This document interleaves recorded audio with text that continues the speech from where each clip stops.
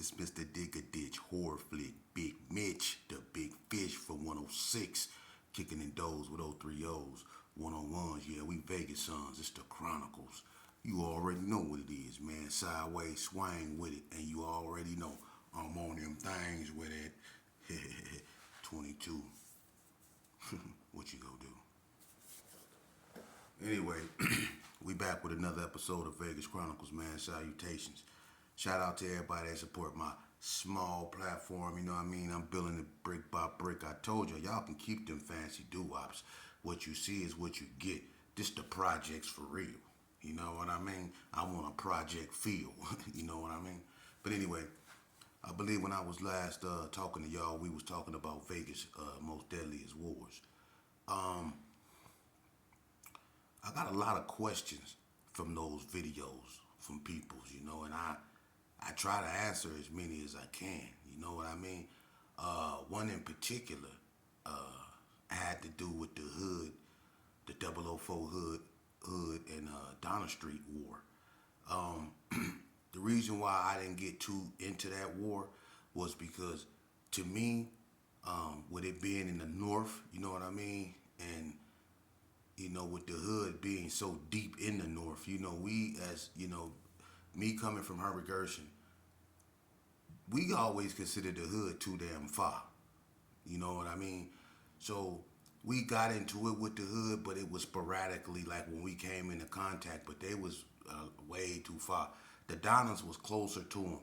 So they war that went on down there, man, you would have to get one of them that was, you know, knee deep up in that to really speak on that. We knew of the war, we heard of the war, even when we was in alliance with the Donna Streets, we partook in the war with the hood, but it was on, you know, sporadic occasions. Now the war with the hood and the Donnas was a serious war. I'm gonna tell you something about the hood. You know, not only is the hood the oldest blood gang in Vegas, but you have to understand the hood ain't no joke, man. You got to understand, at one point in time, they were surrounded by nothing but blue, GQs and all that.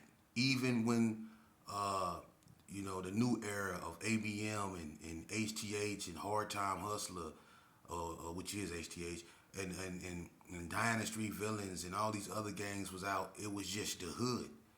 The hood was able to withstand the Crip onslaught in the north for so many years. Even after the GQs died off, the hood was still there.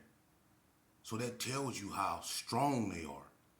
So when the Donnas went to war with the hood, that wasn't no war that they just can, you know, deal with and then be at war with the 60s, which is another gang that was seasoned and knew how to bang. So, you know, when they went to war with the hood, man, that was serious, and they had to get the hood their full attention. Cause like I said, you know, the hood had some figures over there, man, that wasn't no joke, like Bontree, Boca Nut, Big Ed, Casey and Chris Carter, Lonnie Lee. They had a boy from Cali named B-Mac. He was a psychopath. You know what I mean? Fish Mouth, you know, J Love, you know what I'm saying? Fortune, Trey, you know what I mean? They had some boys over there, you know, Nutty Eyes,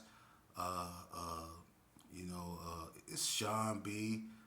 And then you had, you know, two sets of hoods, you know, that ended up forming, which was Murder Block and Nut Clan. You know, and everybody know about Murder Block and Mary D. You know what I'm saying? That street over there was death. You know what I mean? They didn't play. You know what I'm saying? So Donna had their hands full dealing with the hood. And it's been many episodes where they done clashed and it's been shootouts and stuff like that, but that'd be a story best fit for them to tell. You know what I mean? Because they can probably do it more justice. I'm from the west side. And, you know, being from the west side, the Gershon had to deal with the PBs, the Pyrus, and the West Coast Bloods. So, you know, it's best if the North speak on that. I would just keep it real. Another question that was asked was Vern Loke and No Good from 40 Block Best Friends. I have no idea if they was best friends. I don't. I don't know if that's relevant because, uh, I bought Omar up before in my last video because he was on PC. The 60s PC'd him up. He was the porter on PC. You know what I mean? He was one of them 40 blocks that chose the easy way out. He went to PC when a lot of other blocks they fought. They got down, they represented the foe. He was one of the ones that didn't, and I'm not lying on him because he didn't hide his PC-ness. And I'm not trying to cap or talk. I'm saying, look, man, this the same. Look, when we got into it with the block on the street, he was the same one running around there. You know what I'm saying? When we was tripping with the block, because remember the incident, Vegas Chronicles. I get into it with the block, right? They accused me of going around crossing out 40 block. And I don't, and Keystone and Buzz will remember this. And I ain't gonna lie, I was crossing it out because somebody came into Gerson over there where the boy Dirty Money stayed in the front over there, right next, across from DT. Right next to DT on the end right there, the boy Dirty Money stayed there. Somebody over there went and spray painted 40 block hella big on the ground up over there. And we wasn't finna start that. Back then we wasn't finna have no, only spray paint on the ground in Herbert Gerson was Herbert Gerson spray paint. We wasn't finna have no 40 block and all that up over there. That's how I felt. So I started whacking out all they hood. I went over there on 40 block. They remember that because me and Buzzo got into it behind that. I was whacking out the block. You know what I'm saying? And to make a long story short, we ended up getting in the shootout behind that. Okay? And one of the main dudes in that I was warring with was Omar. And Omar got shot, if I don't believe, in the ass in front of my house. Remember you got shot in your ass in front of my house? In the back door, right there, by Jacobson Circle, right there in the front. Playing around. But you was one of the main ones that called yourself trying to put in work on me and some of the Gersons from the block. But when you came to the pen, you was on PC. And that's on my dead daddy. So what I'm doing is I'm keeping it real, man. So if you youngsters really want to sign up for this right here, know what you sign up. Know what you signing up for. For real. They not gonna tell you the truth. They just want you to be a part of the clique. See? They not gonna tell you what you really signing up for. They not gonna tell you that you signing up to get snitched on. That you signing up to get turned on, that you signing up to get stabbed in the back. They ain't telling you that. For real, man. What you gonna realize when you play this game is that the very people that love you is always the people you seem to push away. The ones you always seem to be really in conflict with. When the ones you should be watching is the ones you always saying, I love you to. I love you. I love you, homie. Hey, love, homie. The one you always thinking that's this, you always getting a shake to. As soon as you walk off, that's the same dude that's with the other cat telling you, man, I can't stand it. And you thinking it's all love, but he looking you in your back like, I can't stand that. Or you got dudes going around talking about, hey, you F with what you woo? Why you woo like a female? How you mess with him? When people start doing that, and it's in every hood. So you youngsters out there that think y'all want to sign, this is what you signing up for, man. I used to think it was gangster too. I used to get in the car with the homies and flag up and go to whoever neighborhood and do some stupid stuff. I used to do the same thing. getting back to the Gershon, driving all up on the grass in the Gershon, trying to get up out the car and run from the police. You running for our lives. We didn't just shot up somebody's neighborhood. Now we running. We didn't got to ditch the car. We taking off rags, throwing guns on top of the houses, running in other people's houses. I done actually ran through somebody's house, ran in their room, opened their window up, and went out their window. Ran through their house trying to get away from the police. That's how knee deep I was up in this game, man. That's what you signing up for. People kicking in your mama door, them police kicking in your mama door. They don't care about her being your mama. They gonna put guns all up in her face. They gonna put guns up in the roach's face. Everybody up in there gonna come up with their hands up like this. The bed bugs, roaches, everybody gonna be coming out like this here. When they come up in there. That's what you signing up for, You signing up for bologna sandwiches and boiled eggs at High Desert State Prison. I'm going to tell you what you signing up for, homeboy, because they not. And I'm not preaching to you. I'm telling you the truth, because whether you listen or not, when you do what you do and you end up where you go, check this out. When you get to the fish tank, right? And I know I deviated kind of away from Vegas Chronicles, but it's all Vegas Chronicles, because this happens in the state of Nevada. You go to the fish tank, right? This after you convicted and sent to the joint. Your money ain't gonna be cleared on your books. Not at all. So that means you ain't gonna have no shower shoes, just those white pregnant shoes that they give you, along with your 2-state pair of pants and shirts and drawers and socks, and your 2-state towels and your linen. Okay? Now when you go to the shower, you gonna have to make a decision. Either you go wear those white pregnant shoes they gave you to walk around in, or you go walk barefooted on that nasty ground that everybody take showers in. And there's some dudes up in there that's, for real. So a lot of people wear their shower shoes, and then people get crafty. See, they give us sack lunches with our breakfast. When you get your breakfast, you get the sack lunch. So it's best you keep your bag that your lunch came in, the white little plastic bag, keep them so you can tie them around your feet when you get in the shower so your feet don't touch the floor. Now you ask anybody in my line, don't they tie their bags around their feet to get in the shower in the fish tank? And you're in that fish tank anywhere from 30 to 40 to even 60 sometime days. Ain't no coming out that room. You shower every 3 days. That's what you signing up for. Happen to be in the room with another man while he used the bathroom. That's what you signing up for. Yeah, it ain't all fun and games. And y'all think y'all tough? Y'all think y'all tough? There's a lot of y'all walk around here with your chest poked out, talking about you ain't got no big homies. Talking about ain't nobody gonna do nothing. You ain't scared of Big Pretty. You will do this to Big Pretty. Let me explain something to you. I had a homeboy. I no need to say no names on this one. And if I do, so what? But I had a homeboy, right? And we was at High Desert. Now check this out.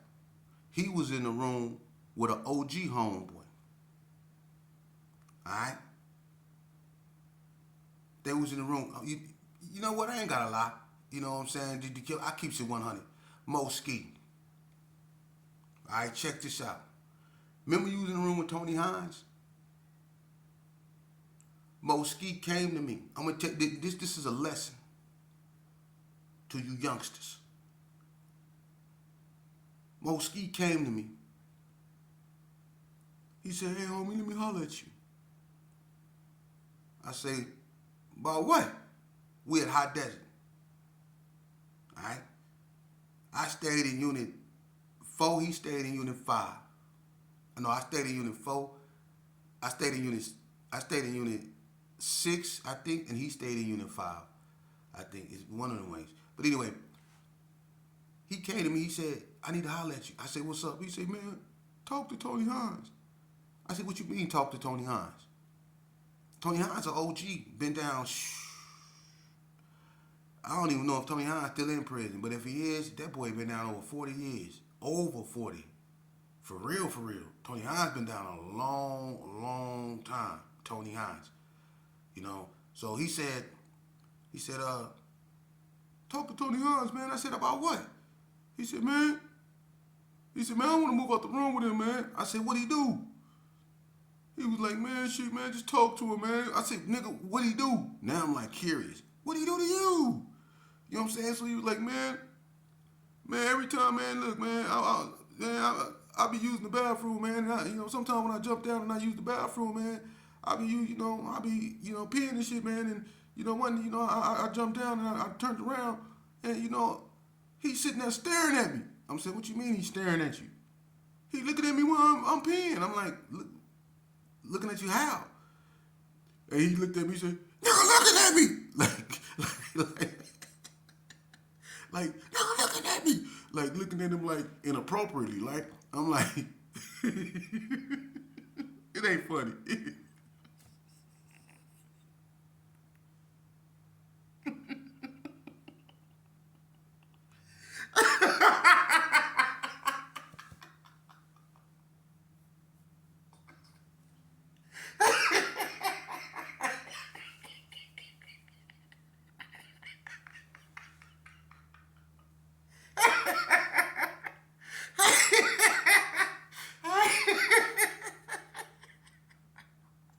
ain't funny, it ain't funny.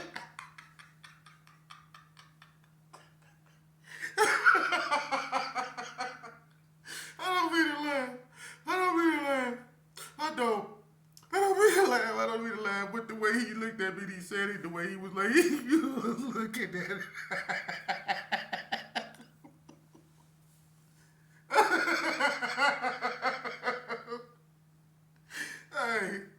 Hey, hold on, man. We can...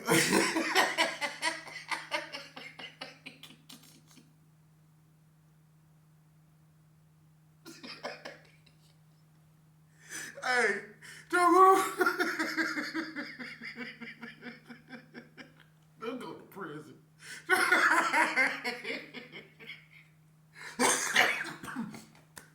All right. All right, hold on, man. Let me get myself together, man. Hey, listen.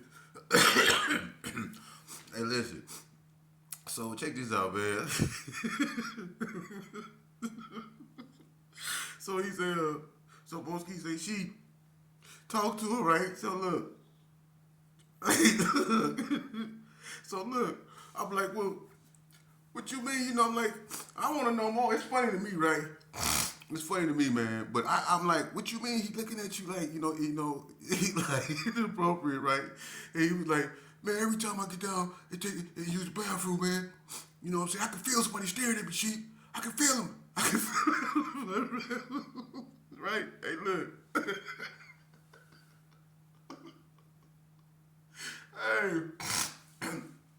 Hey, boy, they crazy as a mother. Hey, look, so I'm like, what you mean? He like, man, just holler at him, man, please, sheep, man, just give me, I want to get out the room with him. And I could tell, you know what I'm saying, by the way he was talking, you know what I'm saying, he was serious, you know what I'm saying. And I know that it ain't nothing to laugh about, but it's just funny because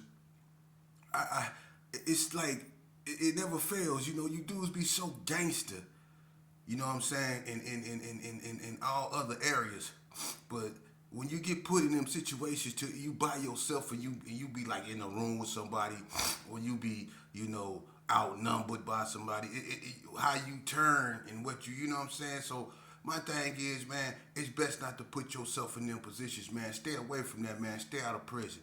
That way you ain't gotta worry about nobody looking at you when you bid or nothing like that, right? Because I don't really know what went on up in you know what I'm saying, because Moski, he basically, didn't want to, dwell too much more up into that, but we ended up getting that Tony Hines, you know what I'm saying, and they ended up moving Moski out the room with him and all that, and I'm not trying to say Tony Hines was, doing anything, you know what I'm saying, but that's what Moski brought to me, you know what I'm saying, and I kind of, we got at Tony, and that was that. You know what I'm saying? But that's what you youngsters signing up for with your tough ass. You know what I mean? It's dudes up there that'll take that fade. Everything you think you own, they been on it. And a lot of stuff that y'all think you own, some people up there, I'm keeping it real. All that tough talk and all that just turn them on. They want that. They want it tough. They want you to resist. That's how they is up there. There's some sick dudes up there, man. And y'all signing up to go up there because y'all love the homies and all that. You better learn to love yourself and keep your behind at home. For real, because if you love yourself, you'll never put yourself in them type of predicaments. For real, man.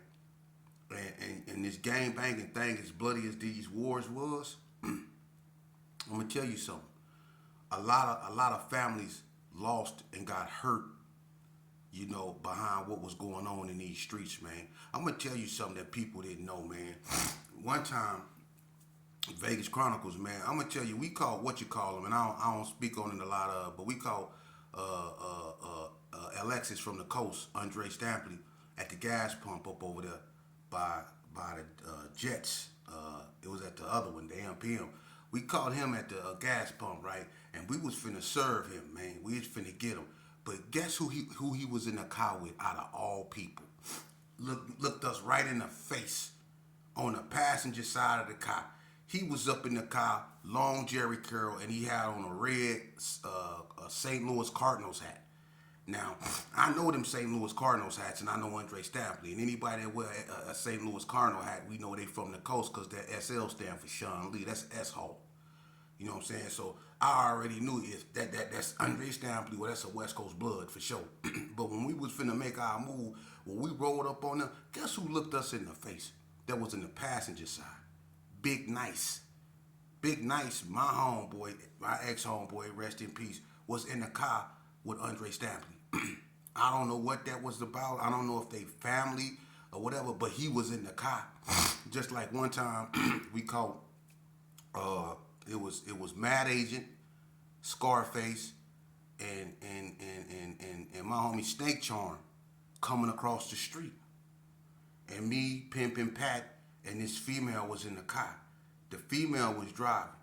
I was finna open fire, and Pimpin' said, look at Snake Charm.